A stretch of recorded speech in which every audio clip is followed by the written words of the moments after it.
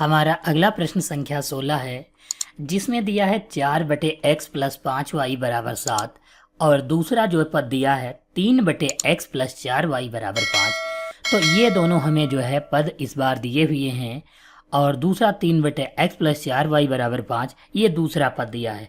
अगर हम चाहें तो यहाँ पर एक एक पद को बराबर करके भी हल कर सकते हैं। तो जैसे हम अगर पहला पद बराबर करेंगे 4/x और 3/x को, तो केवल हमको ऊपर वाले पद देखने हैं। जैसे 4 है इसमें और इसमें 3 दिया है, तो अपोजिट गुणा करवानी है। जिसमें 4 दिया है उस वाले समीकरण को 3 से गुणा और दूसरे वाले को हम 4 से गुणा करवा देंगे, जिससे जो है वैल्यू बराबर हो जाएगी। या फिर हम यहाँ पर 5y और 4y दिया है, इसको हम बराबर कर लें। तो इसको अगर हम बराबर करेंगे तो 5 की गुणा जो है इस वाले समीकरण दूसरे में जो है हम 5 से गुणा करवाएंगे और 4 इसमें दिया है तो हम 4 से गुणा पहले वाले में कराएंगे, तब भी हमारा सवाल हल हो जाएगा। तो हम क्या करते हैं, सबसे पहले y वाले ही पद को बराबर करेंगे। तो यहाँ पर हम सबसे पहले इसको जो है मान लेते हैं ये समीकरण संख्या 1 है और ये वाला जो हमारा दिया है ये समीकरण संख्या 2 है, इसको हमने मान लिया। अब हमको y वाले पद बराबर करने, तो इसमें 5 था तो हम यहाँ पर समीकरण 2 में 5 से गुणा करवा देंगे। इसमें 4 दिया है तो समीकरण 1 में 4 से गुणा करवा देंगे। उल्टा गुणा करवानी है। यहाँ पर देखो ये दोनों प्लस प्लस के हैं, इसलिए हम जो है समीकरण को लिखेंगे घटाने पर। क्यों? क्योंकि यहाँ पर अगर ये प्लस के नहीं होते, एक प्लस का एक माइनस का होता, तो हमें लिखने की आवश्यकता नहीं थी।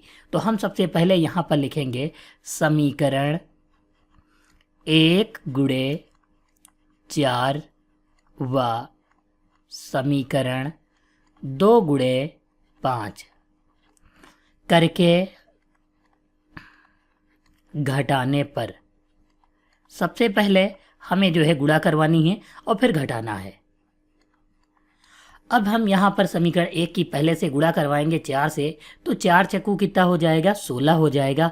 तो हम यहाँ पर लिखेंगे 16 और नीचे x है तो x लिख लेंगे, फिर प्लस दिया है तो प्लस लगाएंगे और 4 की गुणा 5 से कराएंगे तो 4 × 5 = 20y हो जाएगा, बराबर 4 × 7 = 28 हो जाएगा।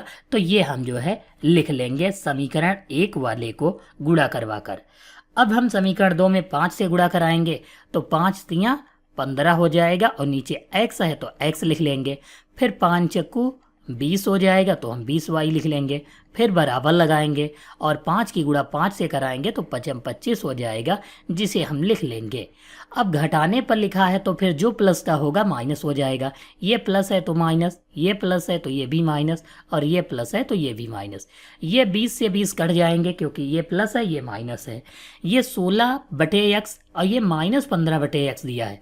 अगर हम इसको लिखेंगे तो इस प्रकार लिख पाएंगे 16/x - 15/x और बराबर 28 से 25 घटाएंगे तो कितना बच जाएगा, 3 बच जाएगा, वो हम लिख लेंगे। यहाँ पर आप देखो जैसे हमको पद लिखे थे वैसे ही हमने लिख लिया। अब यहाँ पर हर बराबर है तो नीचे हम हर को कॉमन ले लेंगे, तो ऊपर हो जाएगा 16 - 15 हो जाएगा और बराबर 3 हो जाएगा। तो अब हम यहाँ पर जो है इतनी संख्याओं को जो हमने बराबर कर लिया और 3 को बराबर में लिख लिया। 16 से 15 घटा देंगे तो हमारा कितना बच जाएगा, 1 बच जाएगा और नीचे x बच जाएगा, बराबर जो 3 दिया है वो हम 3 लिख लेंगे और इसके नीचे 1 मानकर क्रॉस मल्टीप्लाई करवा देंगे। x की गुणा 3 से अगर जो हम करवाएंगे तो यहाँ 3x हो जाएगा और बराबर 1 × 1 हो जाएगा। ये 3 जो है x के गुणे में है, गुणे वाला दूसरी तरफ जाएगा तो बटे में जाएगा, यानी x बराबर अगर लिखेंगे तो 1/3 हो जाएगा। यानी कि यहाँ पर x की जो वैल्यू आएगी 1/3 आएगी, यह हमारा आंसर होगा। और x का मान अगर समीकरण 1 में रख देंगे तो y की भी वैल्यू आ जाएगी। तो हम यहाँ पर लिखेंगे x का मान समीकरण 1 में रखने पर, यहाँ पर समीकरण 1 ये पहला वाला दिया है तो हम यहाँ पर जो है समीकरण 1 में मान रखेंगे इस वाले में।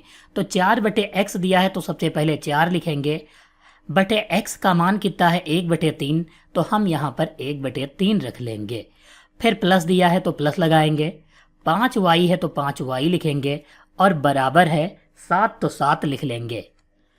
अब यहाँ पर जो है 4 लिखा है तो 4 लिखेंगे। ये 1/3 ऊपर जाएगा तो दर्जा पलट जाएगा, यानी 3/1 हो जाएगा और गुणे में। फिर हम 5y लिख लेंगे प्लस का 5y और बराबर 7 लिख लेंगे। 4 तियाँ 12 हो जाएगा और 1 से भाग करेंगे तो 12 ही रहेगा, प्लस 5y बराबर 7 हो जाएगा। अब हम ये जो 12 दिया है 12 को दूसरी तरफ भेजेंगे तो ये माइनस का हो जाएगा, यानी 5y जैसे लिखा था वैसे ही लिख लेंगे।